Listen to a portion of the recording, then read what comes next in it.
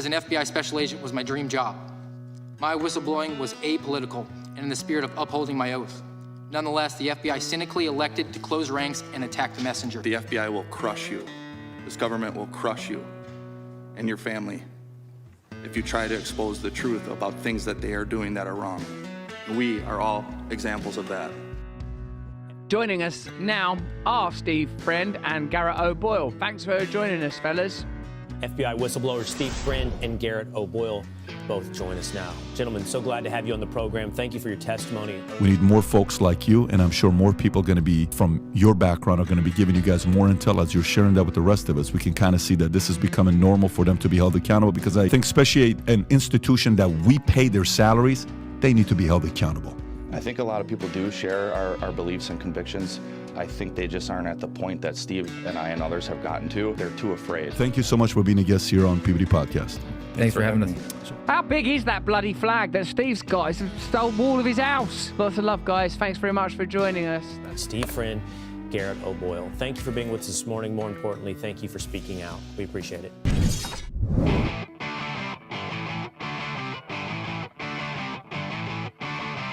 You're in the information age, but facts are in short supply. Reject the noise, ask bold questions, and pursue the truth with FBI whistleblowers and founding suspendables Garrett O'Boyle and Steve Friend. This is the American Radicals Podcast.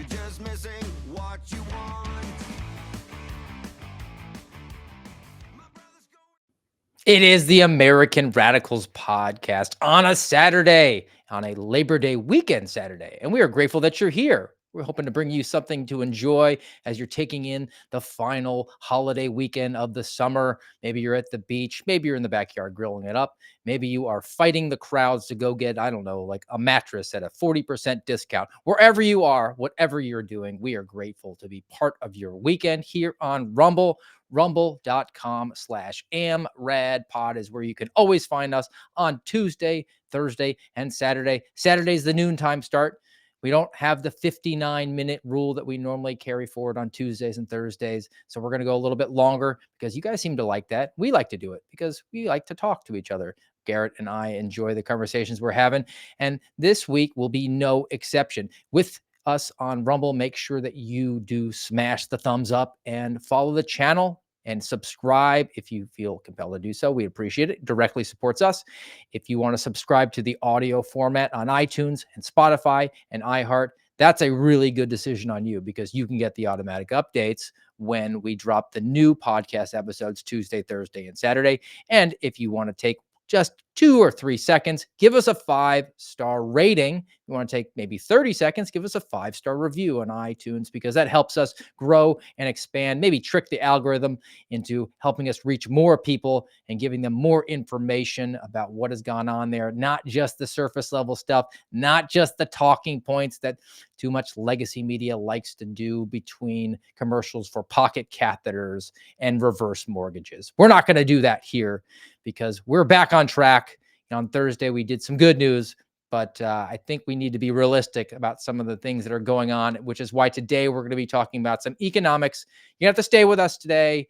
It's not going to be number heavy. It's going to be conceptual, though, and we're going to be talking about it like regular people. The goal today, as we're talking about not economics, but economics, is that we want to set episode 113 that you can share with your local politician as they're trying to get your vote this coming November and say, hey, look, there's some real factors out there that I would like you to address. Maybe you should listen to the AmRads because they're going to put it in the, basic terms that our politicians and elected officials can understand because they're screwing it up for us and we need to do better.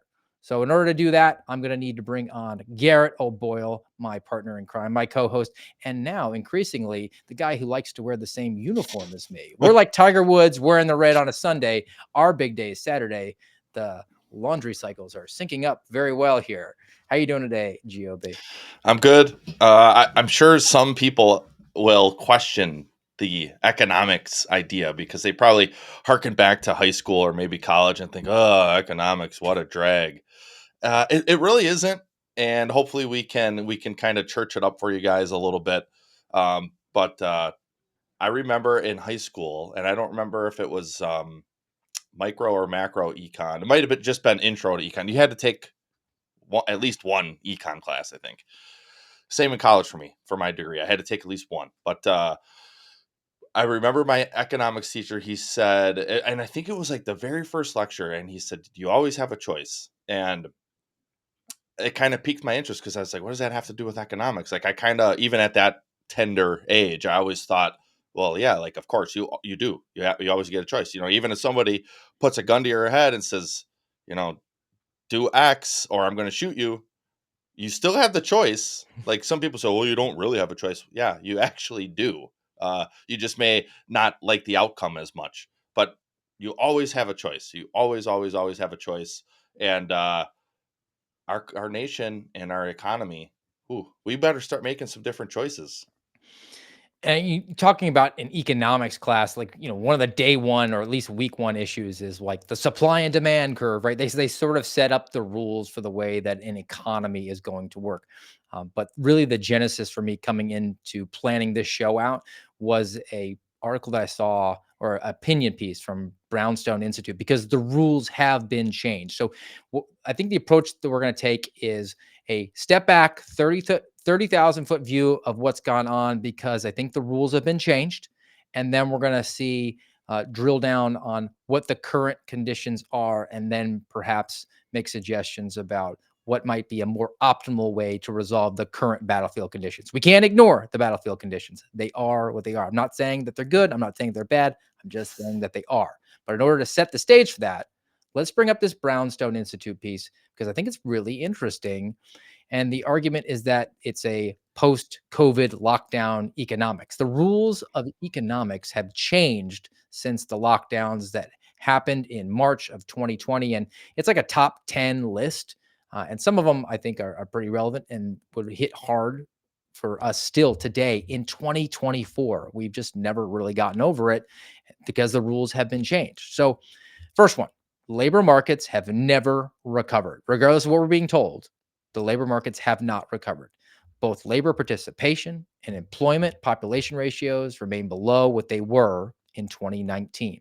All the talk of the great job machine since 2021 is nothing but people finding work again after having been displaced during the lockdowns, or new people coming into the market. So, kids that are finishing up school, or more and more increasingly, people that have come across the border and finding jobs, which is why you're seeing like the net job gains amongst Native Americans has actually gone down, whereas the foreign born people has gone up. That's what's driving it forward.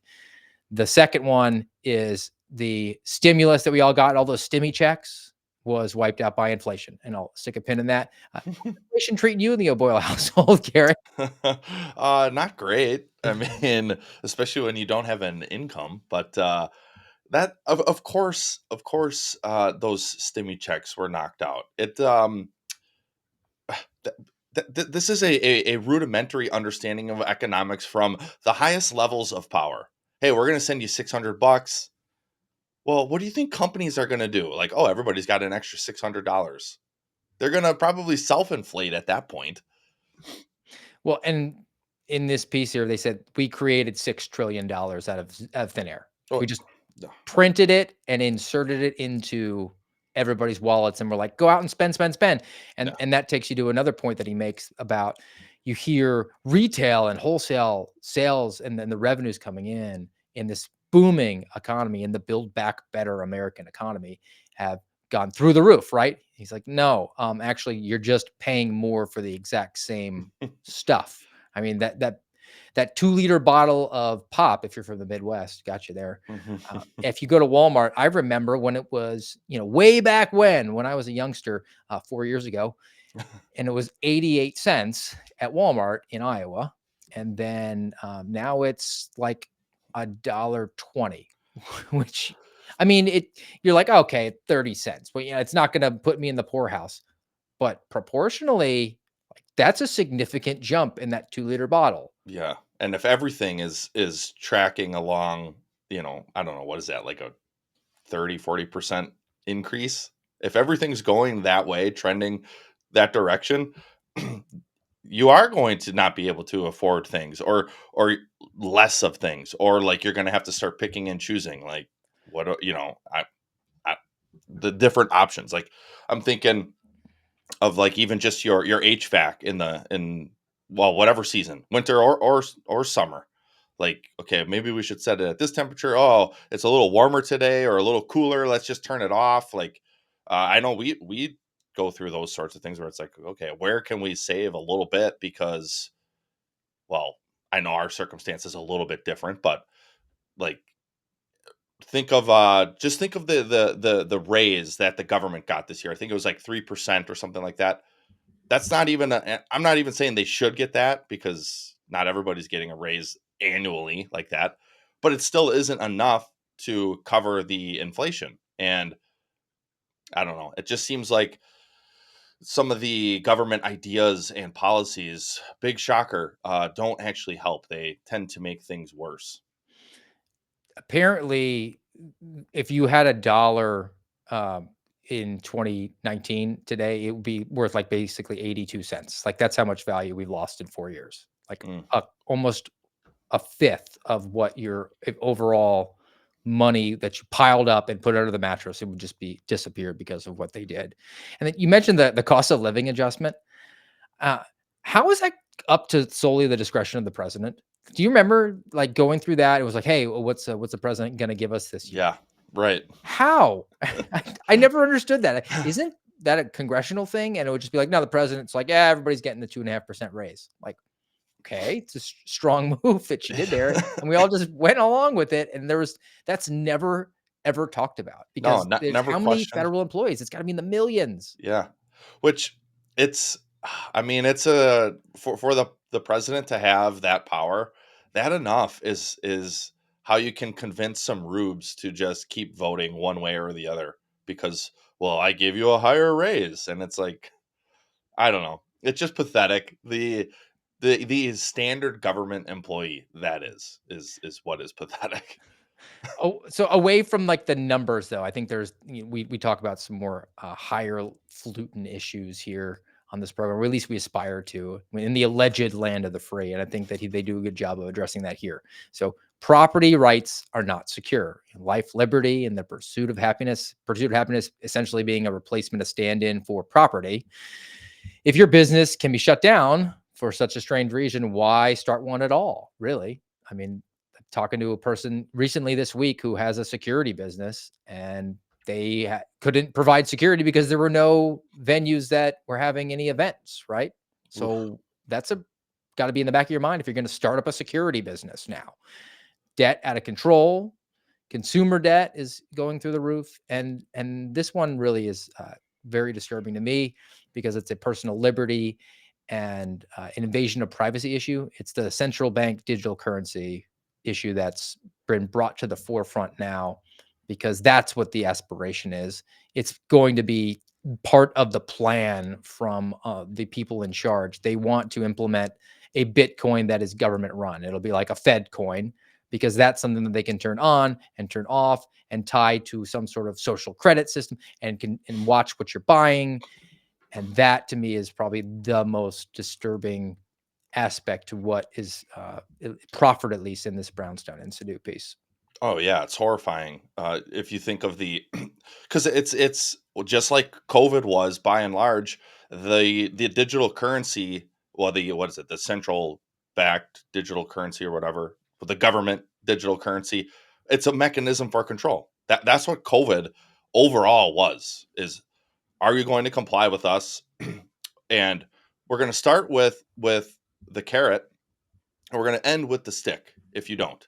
And that's what they did. If I mean, man, we may have to do this at some point. It seems like COVID has been coming up in many of our episodes lately, and I know there's a lot rooted in COVID, but I think back to the videos of law enforcement going and shutting down people's businesses, arresting people, and even then I was thinking, like, what are these guys doing? Like, this is not what you're supposed to be doing. Or officers getting fired for not doing that. Like, I remember this guy, I think he was in the Seattle area. He made a video in his patrol car, and before you knew it, he was fired, but he was like, whatever, so be it. Like, I'm doing what I'm supposed to do. And it just goes to show again that thin thread of society, what's holding society together. And then when that thread is about to rip, what is government going to do? Are you going to actually uphold your oath or not?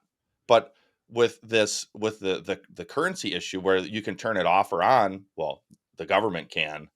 Oh man, they're chomping at the bit for that type of control. So I don't know if it'll happen. I don't know enough about it. I'm not an expert, but whether Bitcoin or some of these other digital currencies will be outlawed, or somehow the government will interfere with those, so you can't use them. I don't know. I don't know how all that would work. But what I do know is the government hates when they don't have power and control, and it's really disappointing that that's where we are in this nation too. Is the our own government, the government that alleges to uphold freedom, says no, we actually like our own control and power more, and now we're going to do it with money, even if it's digital. And oh, you say things on Twitter or in public that we don't like, we're going to turn it off. Or oh, you buy too many cigarettes or alcohol or junk food, we're going to turn it off or limit how you spend it. Like that's well, that goes back to fiefdom, right? Like that's just a modern fiefdom at that point. The digital currency thing to me is another reminder of the analogy. I think it was George Washington that he argued government is like fire, right? It has to be, it can be used for good, but it has to be really controlled. And then you apply that to like a digital currency, and the idea of a Bitcoin, of a cryptocurrency where it was maximizing freedom. But if you put it in the hands of the government, it can basically use it for totalitarianism. It's fire. That's what the potential that's the, Kamala Harris duality, where it actually is applicable. It's not just a college student who can't make up their mind. Cryptocurrency has the ability to be used for total freedom, total anonymity, and at the same time, if government gets its hands on it, well, we're just going to tell you that you're going to have to eat bugs because you've already hit your meat allotment this month. It's to that level, which is very concerning. And these are the rules that are now in place post coronavirus, post being told to stay home and stay safe and shut down your non essential business that you use to feed your family and pay your mortgage. And Americans, people with a heritage of the tea goes in the harbor because you raise the taxes on it by like 0.3%. They just did, and they complied. We're a different culture now. We were weighed, measured, and found wanting. And you know that it is the nature of government that they're going to go back to that well.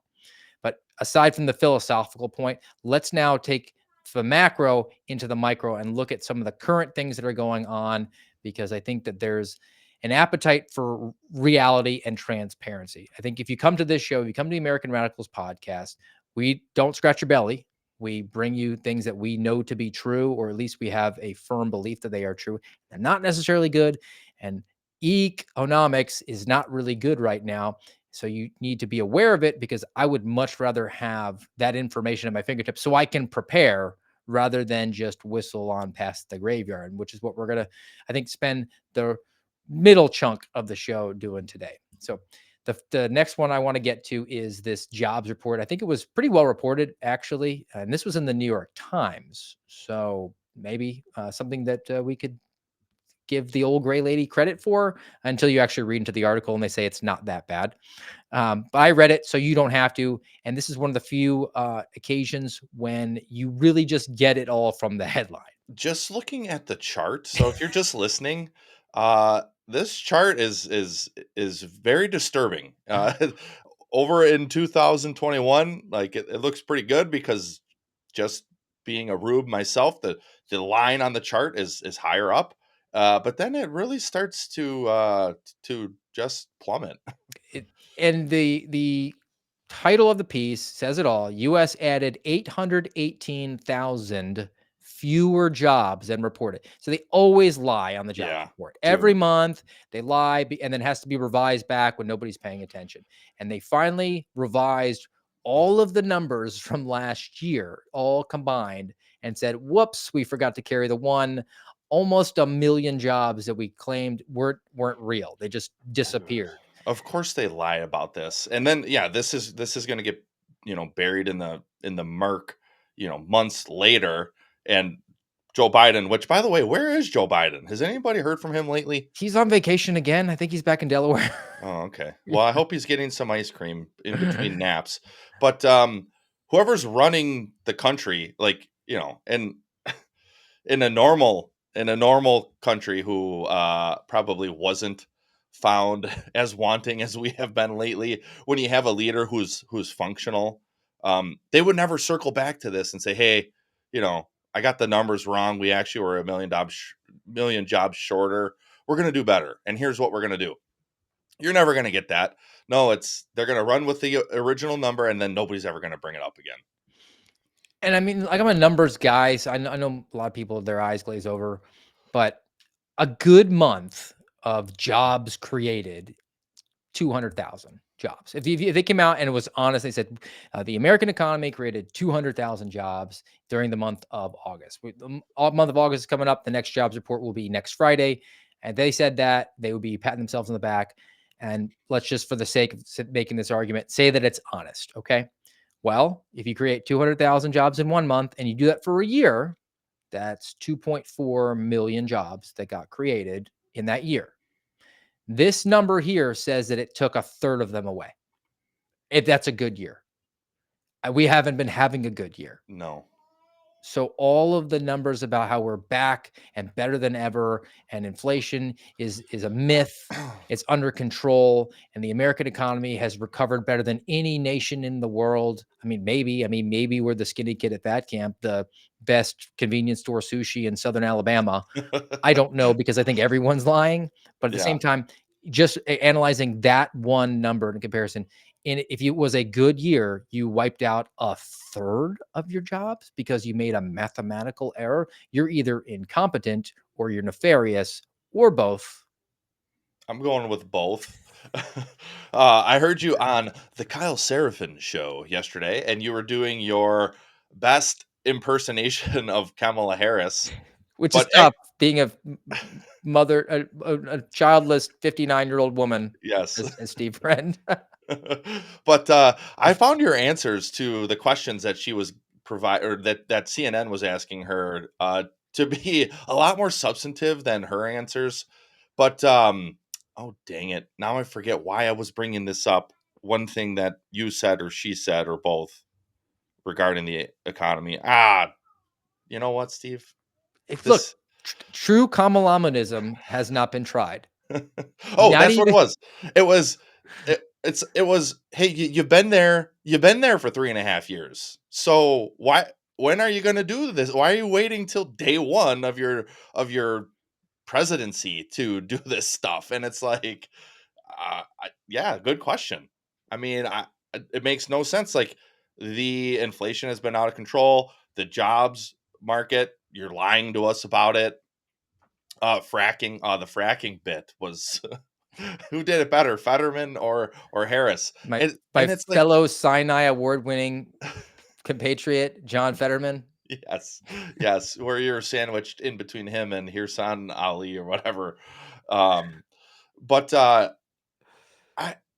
part of me is like, okay, America, like, this is the best. This is it. This is the best we've got, or do the best people just really shy away from politics that much? I mean, I guess it must be that, because good grief, what a train wreck of quote unquote leadership we have in this nation. I think the Venn diagram, the Kamala Harris Venn diagram of people who would be capable leaders and people who are interested in it does not intersect very often, Yeah. which is why we're suffering. And even can make the reference to that. The people that are in charge, they're not honest. We know that. But for the purposes of this, found a document here. It was shared online. This is what they're telling you that the plan is going forward. Okay. And they created all this money out of thin air, $6 trillion in the last few years. And the reference was the debt's out of control at a government level. It's out of control at a personal consumer level. It's not stopping anytime soon. And for those watching, it's a little difficult to see. But you look on the right-hand side, there's a red circle about a number there. And it says that from next year through the next decade, our government plans to take out another $16 trillion of debt. Oh boy. Which That I'm doesn't sure sound will good. go far in curbing the price of the 2-liter bottle of pop at the store, right? We're just gonna keep it going. I don't know what the strategy is other than hoping that our military is strong enough that the Chinese, as they consume our debt, don't just show up one day in the Baltimore harbor and say, "Hey, we're here to collect." Yeah, no kidding. I mean, it's got to be headed that way at some point. And uh, have you ever heard of this book? I'm going to put it up here. Economics in One Lesson by Henry Hazlitt. It was written in 1946. If you are struggling with the economics and all that, I recommend you get this book. It's pretty thin and it's very relevant today. And I bring that up because um, I wanted to read a little bit from from it real quick because it ties into that chart you just had up about increasing the national debt by 16 trillion. I mean, one, that's just absurd when we're already at what, 35 trillion in debt or something like that. Or did you say 16 The billion 16 is gonna be added in the next added? 10 years, It's gonna, which is ridiculous on its face, but it's also ridiculous because if you look at our current trajectory, we're adding like 1 trillion a month. So they apparently can't do math because there's 12 months in a year, which would mean we add 12 in a year, and you're looking at a 10-year projection, which would be $120 trillion, not 16 trillion. So they're still being dishonest with that. yeah, of course they are. It's insane. It's crazy. But this quote from that book, it says, "The art of economics consists in looking not merely at the immediate." So just pause right there. That's what your government is doing. They're saying, "Oh, no, no, no. We're just going to spend. We're going to spend right now. It's going to make everything better. Don't worry. Trust us. We're here for you. We're not here for us. We're going to take care of you. We're just a bunch of liars. And we have to focus on the immediate." But if you understand economics, you know that that's just a fallacy. So it's the art of economics consists in looking not merely at the immediate, but at the longer effects of any act or policy. It consists in tracing the consequences of that policy, not merely for one group, but for all groups. That is the crux of the lesson from the primary lesson from that book. And I seriously do recommend, because look, I didn't like econ. Um, I graduated with honors from Marquette University. I got a C in the economics class I had to take. Okay. Like I didn't like it. I didn't do great at it, but it is important to understand some of the basic principles because your government is driving you off a cliff. And a lot of people do. They just, I It's don't care. first order versus second order thinking, which we've covered. The first order thinking is, what do I need to do today to get elected? The politicians have basically like 3 goals: get elected, get reelected, and get elected to higher office. So the first order thinking is their prime directive. And let me just insert a bunch of money. We need more money, so let's just print more money. The second order thinking is, um, what's the downstream consequences? So I'm hungry. Let me eat a candy bar. That's first order thinking. I shouldn't eat a candy bar because I'll turn into the 600-pound man if I do it enough times, is second order thinking. And we are not electing people. Again, the Venn diagram of capable people and interested people as it pertains to being in a position of authority in our government is drifting very, very far apart. I don't even know if you could connect them. Yeah. It's a thin thread if there's anybody who seems to have that The ability. the second order thinking would be like, man, I really do want the Snickers. The The commercial says, "Hungry, why wait?" But if I wait just 5 or 10 minutes and have some hot water or broth, I can add it to my AMRAD beef that I got from amradbeef.com and use promo code, Morning 20. and boom, now you're eating healthy, you're eating good, you're actually getting full. What's the word I'm looking for? Satiety. You're gonna have some satiety. Satiated. Yes. And so don't even buy the Snickers bar. Get the AMRAD beef and, you know, you'll be good to go. That's a great, great ad read, Garrett. And unfortunately, though, it wasn't one for today. We have to get to the one for I today. know. We get a bonus. I didn't know. I was like, hey, maybe we'll get 2 in here. Yeah, we did. We do. So let's actually do that because then after that we got some good information we want to definitely share. But we'll make sure we thank the M Clip company today, who is our advertiser. We want to acknowledge. Go to m-clip.com, m-clip.com. And when you do, use the promo code suspendable. Suspendable will get you a 10% discount on everything store wide. This is really luxury goods They are 20-year-old patented technology. They can get you your monogram initials on there, your favorite baseball team, can have a metallic look, guaranteed that it will always operate as it is intended. If you mess it up, you send it back, they'll repair it for you. This is a family owned American business. They only provide this to us, no others. So they're big supporters of the American Radicals podcast. So go to m-clip.com, use the promo code suspendable. And they also have the suspendables merch with the badge and the logo. And it will not break the bank, even in these economic times that we're dealing with right now and talking about today. Encourage you to go there, m-clip.com. All right. Just some basic facts and figures that even I do the grocery shopping, so I know it's bad, but it just kind of puts it in perspective, hits you really hard. This was Sarah Carter shared this on her X account, and we'll just read that through the list. And again, it's a little difficult to see, but groceries are up 21%, Mm, which is actually not correct. It's 35%. It's according to the government, it's 21 to 25%, but grocery stores say it's 35. So they're lying to us. But specifically, eggs are up 46% because people can't afford the yellow tag beef. They're looking to eggs. So it's yep. supply and demand. Dude, that's crazy. Almost 50%. We eat a lot of eggs here. Because it's really a superfood. And I was gonna say relatively cheap, but man, if you're raising the price by almost 50%, good grief. Car insurance, 55%. Mm, Homes we're going to get to up 22%. And then how are you doing on baby food there, Garrett? It's up 30%. Jeez. At least they don't have Thankfully, the formula shortages like they used to. yeah. Thankfully we kind of shy away from like baby food these days and just kind of have Lucy eat small pieces of real food, but man, that's no bueno. None of that. All right. Now, What is school food? Is that I think it's school lunches. like at the school, or is that like school food that you would buy to send? Like, I don't know what Oh, that like means. Lunchables?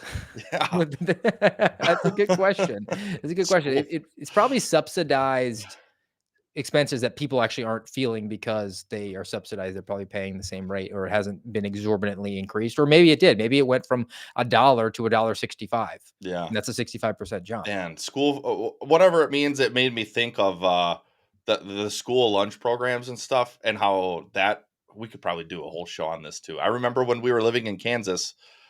We homeschool and we go to church and that, and we kind of find people who are similar, who also homeschool or whatever. And I remember all these other families would be like, "Oh, are you guys getting your lunches?" And we'd be like, "What are you talking about?" And they're like, "Yeah, you can go to the school and get lunch." And these lunches were garbage, like not mostly just like snack food items were in them, and like but all these families would go and get the lunches from the government school, and it's like, and their rationalization was, well, we pay our taxes. Okay, I understand that, but you don't send your kids to that school. You're not hurting for food. Like, I didn't know of none of these people I'm thinking of actually needed the school lunch, but they would go get it anyways. And oftentimes most of the stuff would just get discarded. But it's like, the don't you see the problem with this government program? Like, it started out of, oh, we're gonna incorporate the school lunch program because there are some kids who really need the food because they're not getting the proper nutrition at home. Well, now these days it's breakfast, lunch, and sometimes dinner at a lot of these government schools. And anybody can go and get it if you live in the school district. Like, that's government programs for you. They They're never trying to draw new district lines to get more kids who need assistance with school lunches because there's added benefits to that for the schools. They get more funds for it. I mean, I'm even thinking again about the coronavirus lockdowns. Back to the Mhm. rules being changed. Yep. We had our one son in camp at the YMCA, and actually it was a charitable effort. I don't know who funded it. I presume it was government funded because of the way it operated, but I don't know this for a fact. But they basically parked a giant trailer in the parking lot of the YMCA, and they just had frozen chicken available to come get for Mm. people. And the car line was enormous because we'd drop my son off and we'd see it, and people would be sitting there. and they were in nice vehicles. I mean, I don't know their economic situations, but they were taking advantage of it, right? Yep. And I remember that we went to go pick him up later in the day, and the operator of the trailer was just closing up, but still had more to give. And went to my wife and said, "Hey, do you need any?" And she said, "No, no, we're okay." And he says, Yeah. "I have to get rid of it to show that Otherwise, I've yeah. given it all away." So she Oh, wound up coming home with like 120 pounds of chicken oh in her my trunk. gosh. She was doing him a favor, but he probably needed to check his Yeah. quota, right? Well, man, you know what's crazy about that? Because I know the type of line you're talking about because I've seen it at these schools. And it's like, he's got to get rid of all of the chicken. Otherwise, whoever hired him or whoever his boss is going to be like, why didn't you get rid of it all? You have to get rid of it all. Well, we've talked about this before too. At the end of the fiscal year, which we're right at, we're right at the end of it. 1 month. And that's what the FBI always in August and September. It's what can we spend our money on? We got to spend it. We got to What can spend we it spend all. American people's money on? Yep. Uh, And then during the year, they're just stingy bastards about most things. They told And us we couldn't fuel up our vehicles. I'm like, well, yeah, I can't get to work yeah. if that's the case. But And then it's like, oh, the division has a couple $1 million to spend. So every squad is allocated however much for, so send me an idea, send me a list of ideas that you think the squad needs and could use. And it's like, it's just like extra stuff at that point. this is what the government does because it's other people's money. There's no consideration for being good stewards of it, and they have to spend it so they can get it again next year and do the exact same thing. It's just a Hmm. dog chasing its tail. All right. So the specific pain that I think people are feeling, and this was reported by Unusual Whales. I've got a few of them here. Uh, and Unusual Whales is pretty active on social media. I do like their site. It's called they label it the blubber, which is just humorous to me and gives me a chuckle. But the head you want to talk about like not a good headline? It's not very descriptive. The headline of this piece says 27% of Americans say they're occasionally skipping meals to due to the rising cost of food. But if you read the first sentence, it says 39% of Americans say they've skipped meals to make housing payments. So let's drill down on that for a second. Dude, that's 4 that's out a of 10 lot. Americans can't afford their apartment or their mortgage, and they said, "I'm just gonna skip dinner tonight to help meet that obligation by the end of the month." I mean, trying to be a little more positive, I kind of think like, all right, maybe the obesity crisis in our nation will start to subside. But all jokes aside, that's insane. 40% of Americans have skipped a meal so they could pay their rent or mortgage. That is crazy And to they me. have charts, and it's more prominent amongst younger people, which stands to reason because they're making less money, and Yeah. particularly for the millennials because housing is so expensive. Even renting is expensive. It's actually higher, 44% for millennials skipping meals to pay the rent. But that does not seem like a nation on a very good economic trajectory if people are going to be going hungry so that they can put a roof over their heads. And I think that's a good transition to this next piece by this guy. And it's one of those pieces that you probably don't agree with him politically on a lot of stuff. But I do think it's important to actually confront some of your ideas, feel a little bit uncomfortable, and he does make some fair points here. And he's a discussion. He strikes me as like one of these Occupy Wall Street guys, right? Hmm. We've left the bottom 60% in the dust, but never mind. The S&P 500 is at 6,000. So he hates the rich, like soak the rich, right? The rich investors. And to a certain extent, I kind of understand that sentiment because you talk about the new rules since coronavirus, the stock market went huge. It's all driven by the top 7 companies, Yeah, right? and it's rigged for them. It's a game and You, they know how you to play shut it. down mom and pop shops, and then Amazon took over, and then all the people invested in Amazon made a bunch of money. That's Right. seems not fair to me. And I'm not an Occupy Wall Street protester. But here's what he says: it's a toss up which is wider, the widening gap between the top 10% and the bottom 60, or the gap between the complacency of the top 10 and the reckoning that's overdue. Now, that's pretty dark, but it kind of reminds me of was the Dark Knight Rises conditions for the Batman trilogy, where a storm is coming and you don't realize it. And I think in light of the fact that people are going hungry to pay their housing costs, we could be moving more closely towards the precipice here. Back to the piece. Once the fortunate few were awarded the vast majority of the Fed's unearned largesse, which is because they pumped 6 trillion into the economy, the top 10% own 93% of stocks. Now look, the people who have the most are going to own the most. That is a crazy ratio though. Yeah. Top 10% own 93% of the investments in the stock market. And I'm not opposed to investing in the stock market. How many people's 401ks and pensions are tied to it? Everybody essentially needs that to keep going. But that is a massive gap between it. And only a few people have, their skin in the game. They're going to be driving forward and in favor of policies. They're going to keep that surging ahead that might not necessarily translate to good overall economic policies for the country. Yeah, I'm just trying to wrap my brain around that statistic. The top 10% have 93% invested. How, All what, stocks invested, 1 out of 10 people own almost all of them.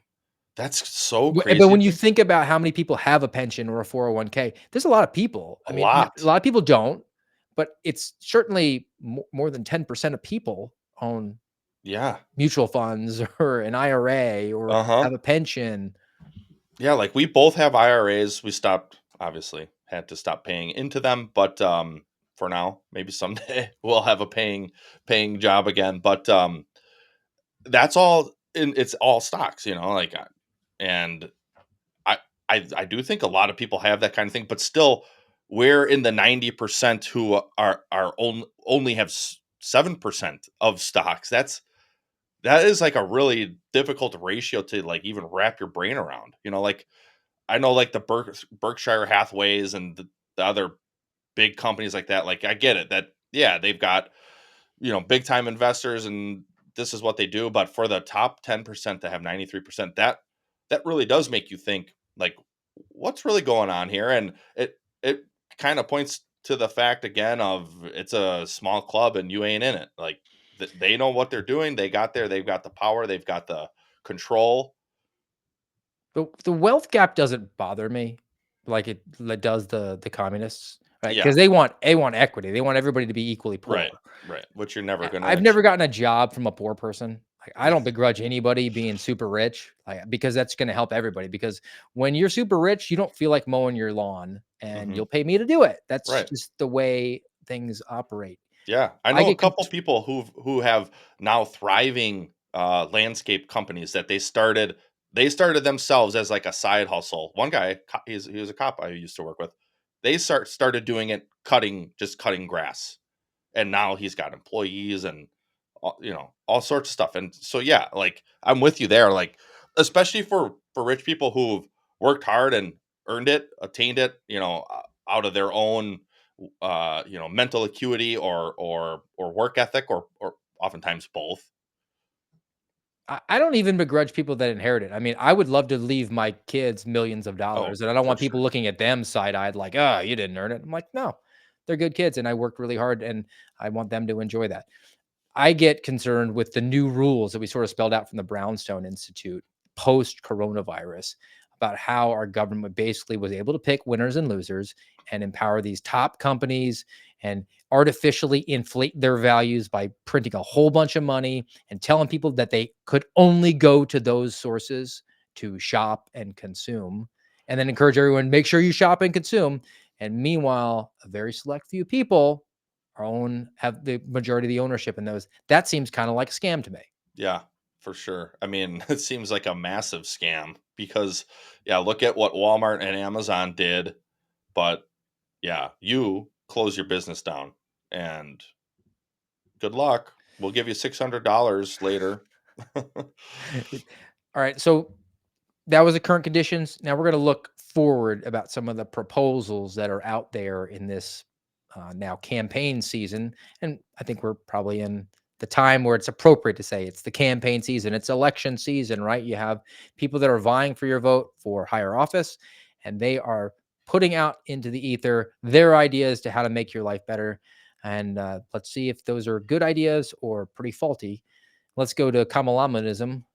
because she's proposed a doozy. She's proposed a couple of them. I don't know if she passed Econ 101, but the proposal is she passed her campaign put out a new commercial to highlight plans to build 3 million homes and reduce inflation. What kind of homes? Well, it's going to be public housing, right? It's going to be projects that Mm, they're going to compel suburbs to take on, or they're going to incentivize these communities to take on public housing high rises next to a little suburban, 2,000 square foot home, and talk about first versus second order thinking on that, just that basic concept on itself. Okay. If you build a high rise next to my house, I live in a community that has a certain level of understanding of how many cars are going to be on the road that we've invested in, how many people are going to be sitting on the toilet, the pipes, right? The sanitation, the schools, how many classrooms they've physically built and teachers mhm. they've actually employed. But if you drop a high rise on there of people who all have vehicles, so we now don't have the ability to have parking, and traffic is going to be ridiculous, and that's a quality of life issue. But plumbing is going to be a problem. That's a sanitation issue. And when they go to school from people in a public assisted housing, I don't think they're contributing to uh, the tax base to enhance our schools, to build them out and make them more equipped. But they're going to be sending their kids to that. That seems like it's going to erode my quality of life, my property values, and that's the plan to solve the housing crisis. How is that something that's equitable? Right. I mean, it's such an asinine plan to begin with. And it kind of goes to that little bit I read from Economics in One Lesson, how this is government again looking just at the immediate issue, or what they think is the immediate issue. You're going to build 3 million homes, and they're going to say, well, yeah, because look, it's going to keep all sorts of contractors and laborers employed to build them, and yada, yada, yada. They're going to, their whole shtick will be the immediate, the immediate, the immediate, but they're not thinking of the long term or even midterm issues that you just presented. And then also, like, who really wants to live in like a government high rise? Like, go to your nearest metro area and go find the projects that were built and go look at them. Like when we were in Detroit, last was that last month? Um, I drove past some, and it's like it's nobody wants to live there, like nobody truly wants to live there, but that's government. They don't actually help you. They don't actually take care of your problems. You have to take care of those. And the goal when you build a government project housing skyrise is to just spend the money that's been allocated. We're going to contract it out and get it built, not to carry forward any upkeep of it, right? Right. Once it's built, it's built. And we're done. We're on to the next project. We got to spend more money. Mhm. And part of the proposal is to give people $25,000 to buy a house. What are the odds? I mean, look, I'm not an economist, Garrett. What are the odds, though, that all of the housing prices go up by $25,000? Yep. Yep. So I And saw that's that going to help with headline. inflation, by the way. Yeah. Yeah. I think Heidi mentioned that to me the other day when she talked about it, and immediately both of us were like, yeah, if we were selling our house, we would just raise the price by 25 grand, because I know you're all getting 25 grand to buy a home. Like, it just goes to show, not only are these not only are these people incapable of understanding basic economics, they're awful at leading, and they're awful at implementing the plans that they think are going to save you. We don't need the government to save us. We need each other. We need community. We need family, friends, sometimes a helpful hand, which I mean, quite frankly, some of you have provided that helping hand to me and my family during this time. The government isn't. The government, we're not taking from the government. One, we don't want to. Two, we shouldn't. And three, we want as little to do with the government as possible. And you should too. I don't know if they're ignorant to this just basic idea of, well, why wouldn't they just raise the prices? I think that they're hoping that most people are ignorant to that idea. And that'll go into something I think we're going to talk about next week with the education, how it's been dumbed down, that you just can't come to that logical deduction. And it's an indicator that they just want to buy people's votes. We'll give you $25,000. Just vote for us, right? We're going to give you $6,000 for children, even though we want to abort all the babies, even though when they're a year old, which is appropriate for me to be talking about as I hear your little one screaming in the background there, Garrett. Yeah. Very providential reference to Yes. make. Uh-huh. I think they're counting on people just saying like, free money. Remember the stimmy check? They told me to stay home and they gave me a stimmy check. It was awesome. Forget about the fact that all of that has been erased with the inflation as they're going to the store now and realizing that they're having to pay 45% more for eggs. They just say, not going to do second order thinking. It feels really good to see that money in my hand right now and not think about the fact that the prices are going to go up in excess of that money. So it's effectively useless. It kind of makes me think of my army days a little bit. So probably no shock here, but young enlisted guys who probably for all of us were making more money than we ever had ever before. Even though, like, when you're like an E1, you're maybe taking home $1,000 like every 2 weeks, but you're living in the barracks and like you don't really have anything to you have $1,000 for 2 weeks, and within days, guys are broke. Like they spend it all on who knows what, video games and clothes and going out to eat. And so they're not going to the chow hall and beer, and then it's like, oh man, I gotta And wait. and that it's predatory, but that's why every bad decision possible is within like a 1 mile radius of the exit to a post, right? Like it's nothing but like strip clubs and payday lenders and cars and Yep. tattoo shops, right? Yep. And throw a pawn shop in here and there too, and gas stations. So yeah, it's oh, the good old days. Sometimes in a weird way, I kind of yearn for that again. Times were easier. All right, let's go to one that's a little bit nerdy, but I think we can explain it in a way that is simple and compelling and maybe might make click some of the this information in people's head if they haven't really grasped it. And this is the discussion that's been going on out there. It was proposed, and then immediately there was a lot of outrage, and then the Harris campaign backed off it and said, "Like, why are you making a big deal out of the most radical thing that we've suggested?" And that's this unrealized gains that the proposed taxing. So the Kamala Harris, Tim Walz campaign has proposed a 25% tax. So they're going to take a quarter away of unrealized gains for people who are the evil rich who are worth $100 million. So let's just take this like it applies to all of us. Let's just pretend that they've inflated the money so that we're all worth 100 million. Not that they're going to try to do that. Yeah. An unrealized gain. So let's say that Garrett starts up again investing into his IRA because the FBI stops putting the brakes on him, and he buys a stock for $10,000. And after a year, things are cooking, and that stock is worth $15,000. Is Garrett more rich now? As long as he hasn't sold the stock, no, it's just worth more, right? It's accrued in value, but he hasn't realized that extra 5,000. The stock's worth $5,000 more, but he doesn't have $5,000 in his pocket extra. Well, that Kamala Harris, Tim Walz campaign said, well, we're going to tax that $5,000 that it accrued in value. We're going to take a quarter of it away, and he's going to have to pay it to us. Well, Garrett doesn't have the cash. So how's Garrett going to get the cash? Well, he's going to have to sell that stock. They're basically going to compel him to sell the investment that he made. Right? That's the explanation for it. Here are some downstream consequences of that, though, because it's only going to affect a very small number of people who are the uber wealthy, right?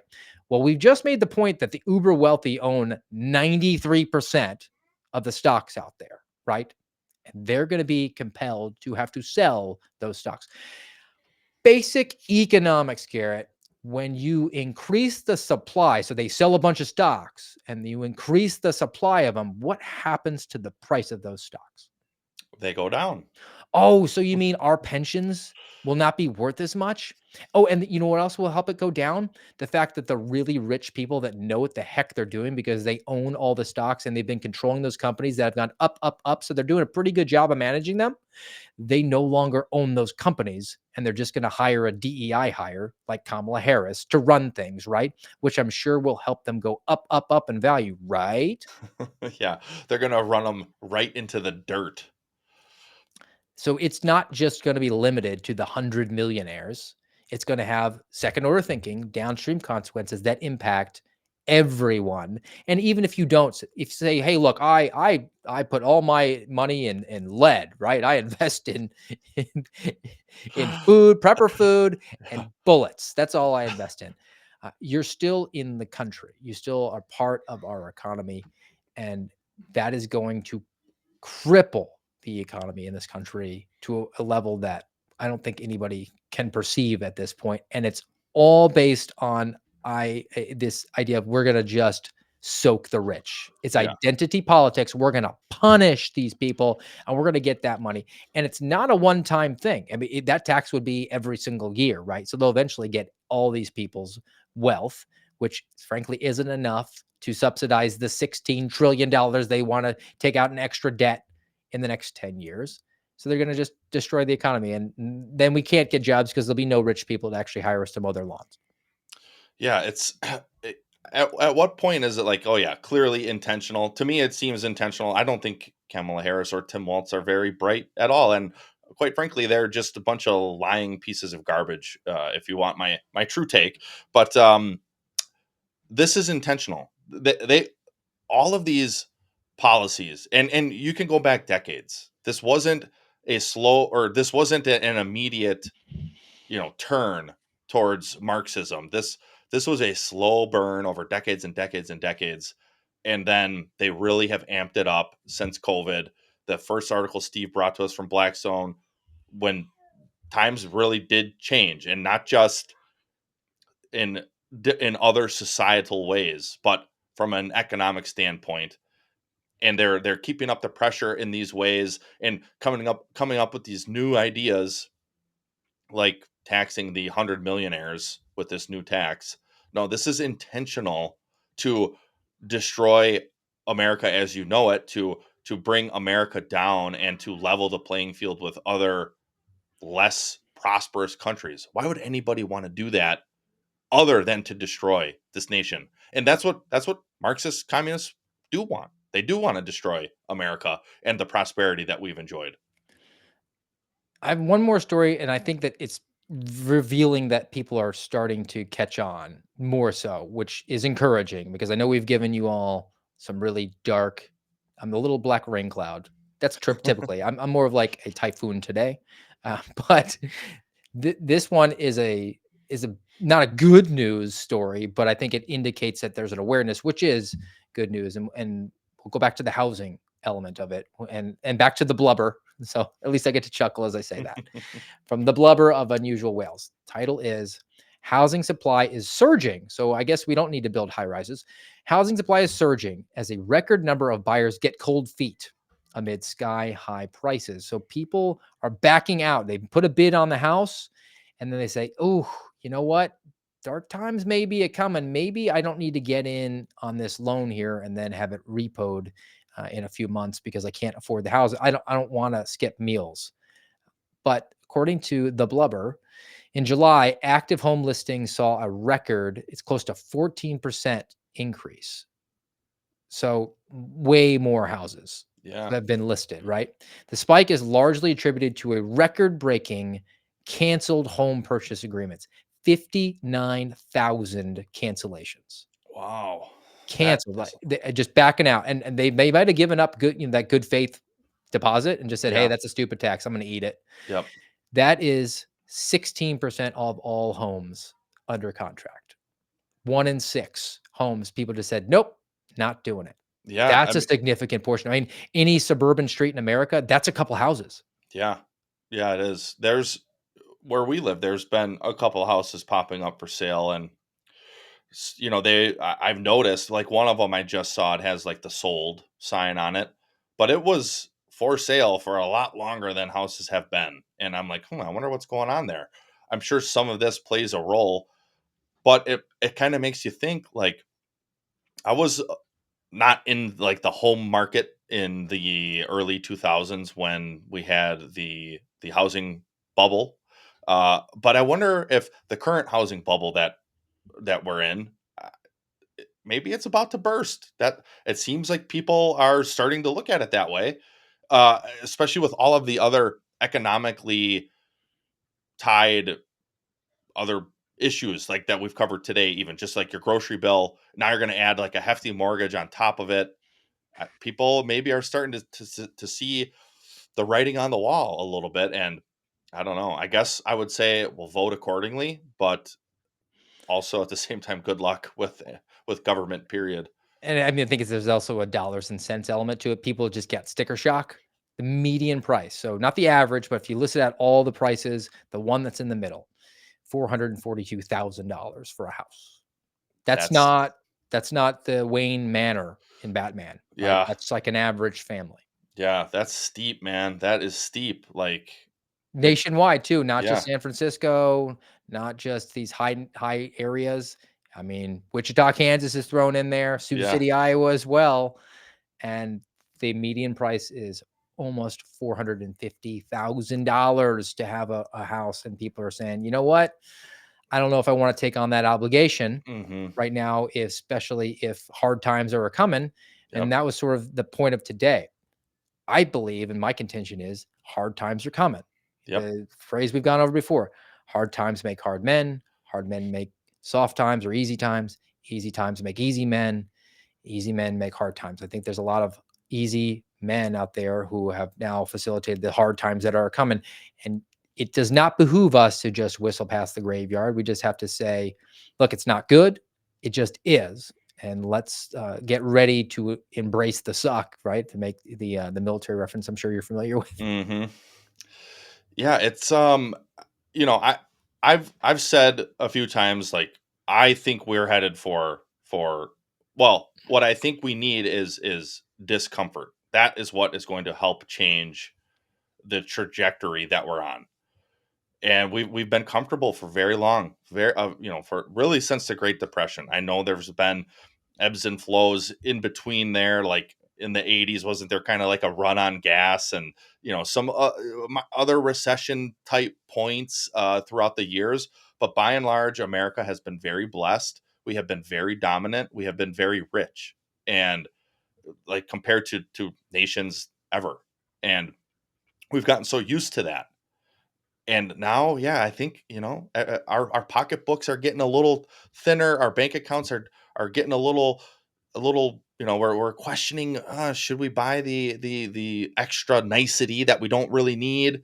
And it's not all a bad thing. Like the more I kind of think about this, or the more I kind of look at the trajectory of our nation, the more I kind of think, well, good, good. Like it's going to end up being a good thing. Like think of any, I don't know, whether it was a really difficult um, trial in your life, or even just thinking back to high school sports when you guys played a tough game or had a really hard practice.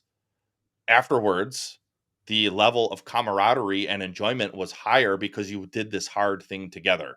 I think of some of the experiences I had in the military, very similar. Those hard things kind of drive you together. And as a nation, I do think we're headed for harder times, and it's not all bad because hopefully people will turn away from the wicked cult ideologies that we see. Because when nations are thriving in comfort like we have, that's when you end up with the crazy LGBTQ death cult type of issue. Because during the Great Depression, do you think Americans had time to think about which of the 72 genders? I think I recently saw that in California, they're teaching children in government schools that there are 72 genders. Do you think the guy who was eating a large sandwich because that's all that they had, and do you think he was concerned about any other gender other than male or female? Do you think he even thought about it? Or do you think he was thinking about what other work he could do to try to provide for his family. So it's not going to, yes, it will be difficult because as we lose comfort, difficulty will increase, but it's not going to be all bad because hopefully we'll turn back to God. Hopefully we'll turn back to each other and away from government. And hopefully people will wake up and understand that, you know what, the government actually, Ronald Reagan was right. Like they aren't here to truly help. They aren't my best friend. They don't have my best interest in mind. And maybe through that type of difficulty, we can actually make America great again. Well, I'm glad you actually brought up the fact that we're doing the navel gazing in these soft times, because that's going to take us to the palate cleanse. I think that was a pretty good way to end us here on the American Radicals podcast, Garrett. Unless you have any additions, I really want to get to my palate cleanse because I Yeah, think it's funny. I've got one more. It's short. 1 Timothy 6:17. It says, "As for the rich in this present age, charge them not to be haughty, nor to set their hopes on the uncertainty of riches, but on God, who richly provides us with everything to enjoy." And I mean, if you think of that, whether it's, I know I've referenced it before, whether it's a small house with one bathroom and 6 people who use it, or it's a mansion that some rich person owns and worked hard to get, or whatever. Like, truly fix your focus on God, and recognize that it was his sovereign hand that provides all of the things that we enjoy. Well, as we're going into potentially some hard times, I think one of the added benefits of that is that we will not have to have the navel gazing considerations of how many genders that there are, that California is endeavoring to teach its minds of mush out there. And we won't have to put up with this sort of commercial, which comes from the Babylon Bee. Ever since I was mass produced in a factory, people have been trying to put labels on me. Nutrition labels, expiration dates, telling me I was biologically chocolate on the inside, but deep down I knew I wasn't who they said I was. I am a Skittle. Part of moving forward is accepting responsibility for your past. The people at Mars Inc., they weren't bad people, they were just ignorant. They thought they knew what candy I was just because they knew my exact chemical composition, but we are not our biology. We're holding ourselves accountable for the way in which accurate product descriptions caused hurt and pain to the trans candy community. I just woke up one day and realized I am not defined by the chocolate center I was made with. I am, and always was, a delicious grape Skittle.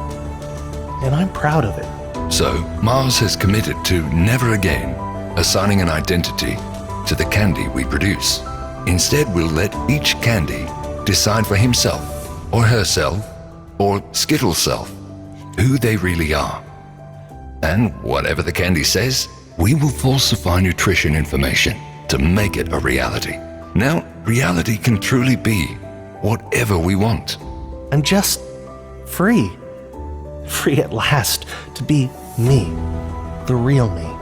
We're even offering every peanut M&M a total nut removal, free of charge, because they're free to be themselves, nuts or no nuts. Thank you, Babylon Yes, Bee. thank you. And I'm Babylon thankful Bee. that I'm not going to have to engage with that as we come to the demise and fall of Western civilization. Dude, they seriously are impeccable. They're undefeated when it comes to the internet. All right. Well, that's going to do it for us today on this Saturday, this Labor Day Saturday weekend. We hope that brought you a little bit of laugh, a little bit of information that you enjoyed. And do share this program with anyone who you feel, particularly if they're an elected official, because they need an economics lesson. I think we gave them a rudimentary understanding of how the supply and demand curves work, or just the fact that they could stop spending us into oblivion. Whatever it is, we hope that you share it with them and share it with your friends. If you haven't already, do smash the thumbs up and give us a follow. And if you want to subscribe, we appreciate it. And definitely subscribe to the audio format, guys. Have a great and safe Labor Day weekend. And we'll be back with you next week.